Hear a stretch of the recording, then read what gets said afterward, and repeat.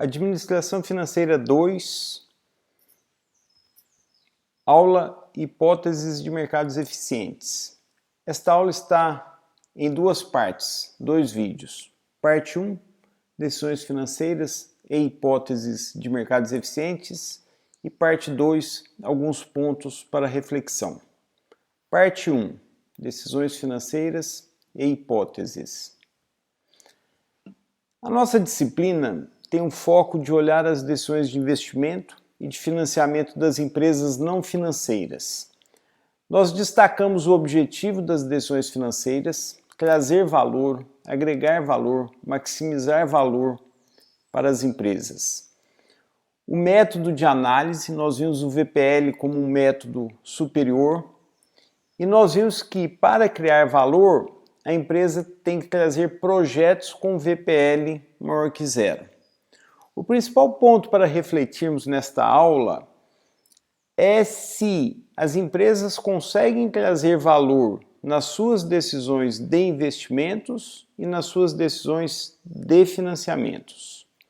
Começando pelas decisões de investimentos, rapidamente, que nós já vimos nas aulas específicas para investimentos, nós temos o seguinte: não é fácil trazer valor, mas é possível trazer valor, agregar valor nas decisões de investimentos. Por quê?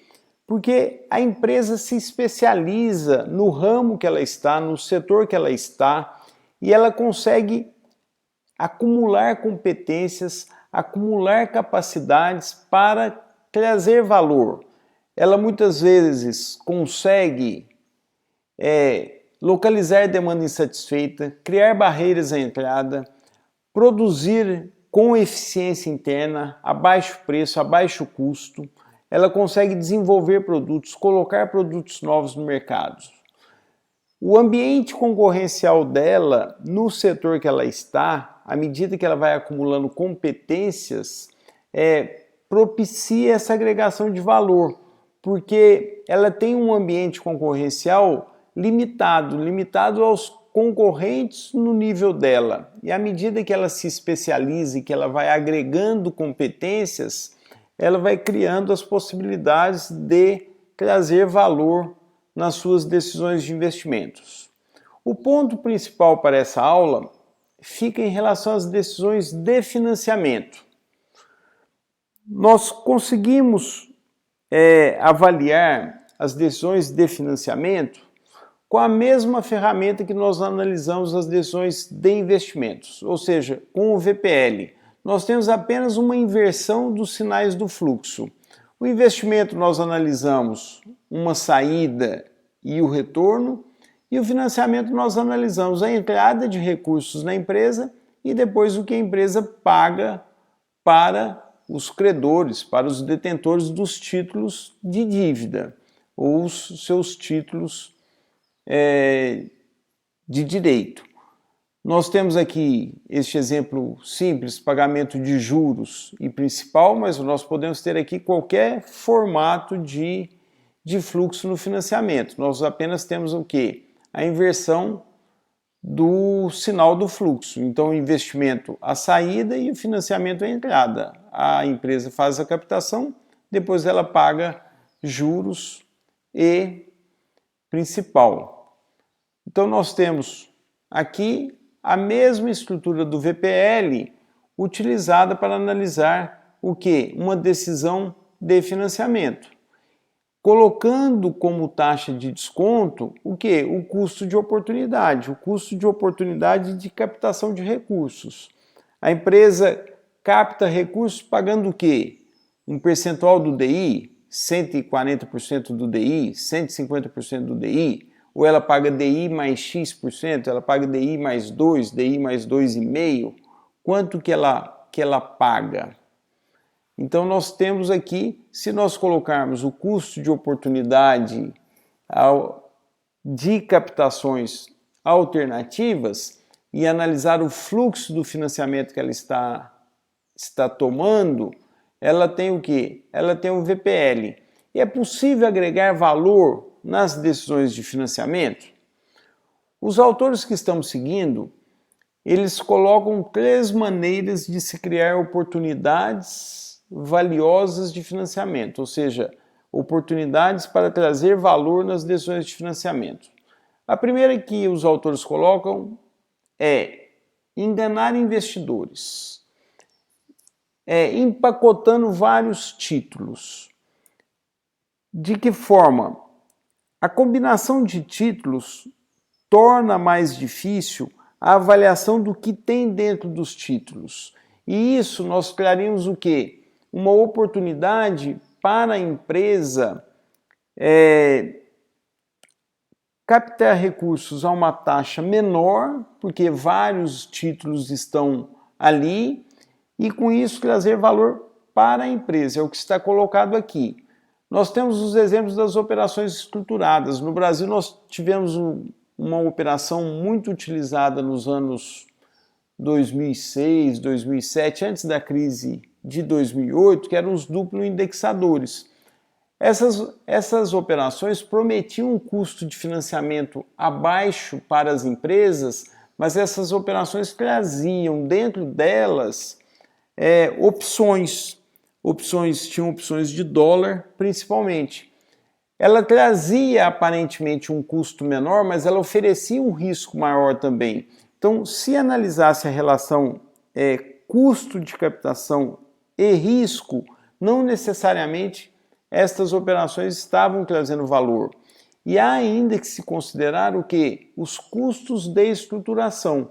Quando se coloca tudo na conta, será que essas operações realmente trazem valor? Ou seja, será que elas trazem um VPL positivo na operação de financiamento?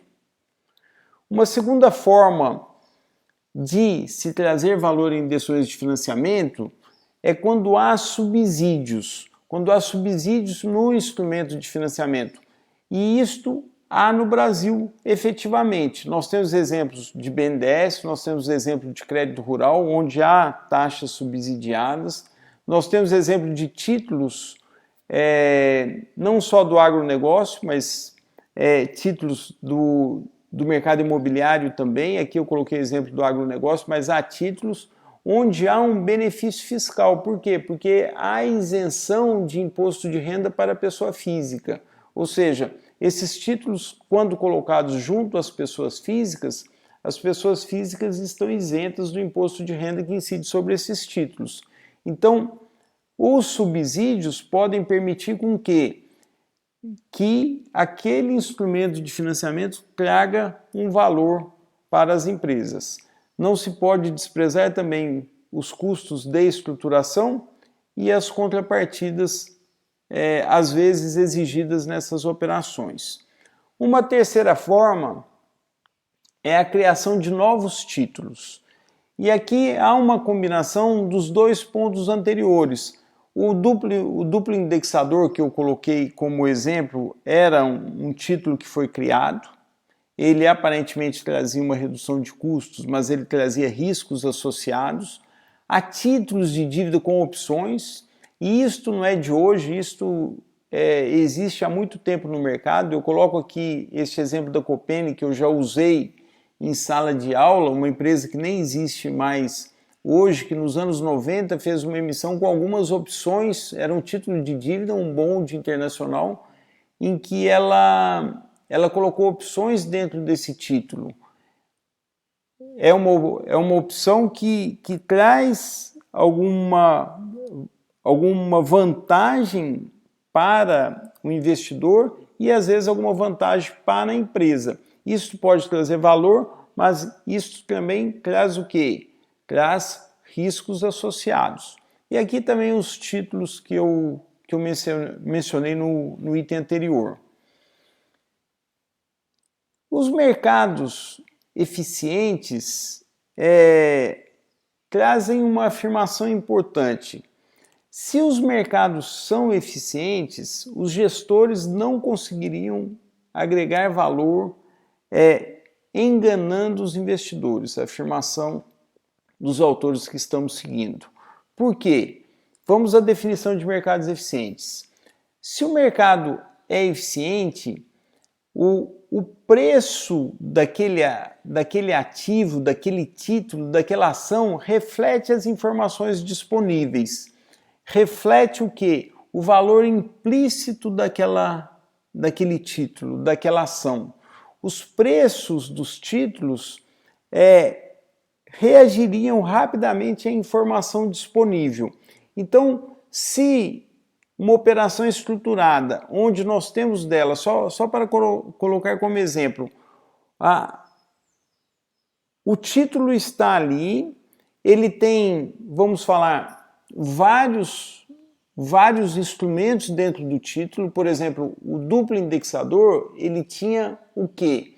Ele tinha um título de dívida, uma operação de dívida junto com opções. O investidor vai conseguir abrir esse título e avaliar as suas partes. Então ele não vai, entre aspas, ser enganado, porque ele vai conseguir avaliar o preço da dívida e o preço da opção e ver se o preço daquele conjunto, daquele empacotamento, está corretamente avaliado.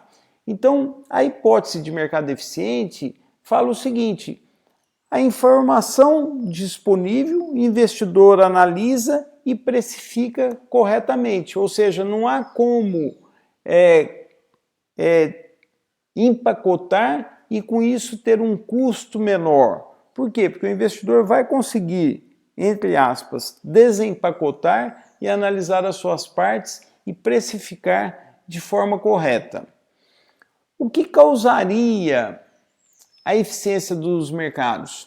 A racionalidade dos atores, dos investidores, o fato de que o desvio da racionalidade seria independentes entre os autores e a possibilidade de arbitragem. O que é a possibilidade de arbitragem?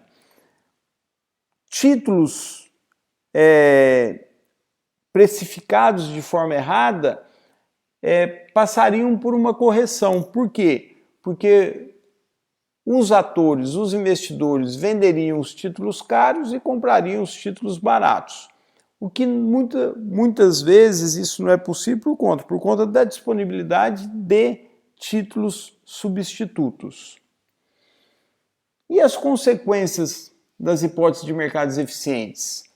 Os preços se ajustam antes que o investidor tenha tempo para negociar com base na informação, ou seja, quando se chega uma informação nova, os preços dos títulos se ajustam rapidamente.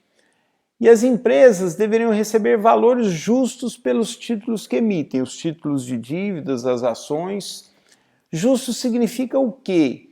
Que o preço que elas recebem é o valor presente. Se é o valor presente, não há VPL, ou seja, não há valor presente líquido maior que zero, ou seja, não há agregação de valor na decisão de financiamento. E as formas de eficiência de mercado são fraca, semiforte e forte. A forma fraca diz o seguinte: os preços incorporam as informações dos preços passados. A semiforte: os preços refletem toda a informação disponível que está publicamente disponível. Por exemplo, as informações dos balanços, as informações dos preços históricos. E a forma forte de eficiência: os preços refletem toda a informação, seja ela disponível publicamente, seja ela privada, aquela informação que está dentro da empresa. Com isso, nós terminamos a parte 1, decisões financeiras e hipóteses de mercados eficientes, e na próxima parte voltamos com alguns pontos para reflexão. Qualquer comentário, envie-me um e-mail e na próxima parte faremos algumas reflexões.